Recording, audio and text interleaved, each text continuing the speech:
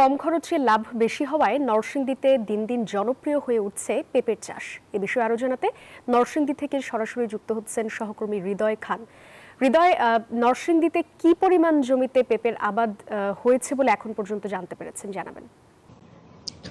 ধন্যবাদ সাদিয়া। আপনি যেমনটি বলছিলেন, আমি এই মুহূর্তে রয়েছি নরসিংদী সদর উপজেলা শিরমান্দিতে। এখানে আপনাকে যদি একটু দেখাই, প্রায় 50 শতক জমিতে কিন্তু এখানে পেঁপের আবাদ করেছেন কৃষক। তারা যেমনটি বলছেন যে কম খরচে লাভ বেশি হয়, দিন দিন তারা কিন্তু এই পেঁপের আবাদে আগ্রহী হয়ে উঠছেন। একই সাথে এখানে মাটি এবং পরিবেশ ভালো হওয়ায় কিন্তু এখানে যারা যে উৎপাদিত পেঁপে রয়েছে সেগুলোর চাহিদাও বেশ ভালো। দেশের বিভিন্ন প্রান্ত থেকে পাইকার যারা রয়েছেন তারা এখানে এসে এই সকল পেঁপে সংগ্রহ করে থাকেন। একই সাথে আপনাকে যদি আরেকটু জানিয়ে রাখি যে এখানে উৎপাদিত পেঁপে কিন্তু স্থানীয় চাহিদা মিটিয়ে ঢাকা সহ আশেপাশের জেলাগুলোতে প্রায় 60%-রও বেশি রপ্তানি হয়ে থাকে।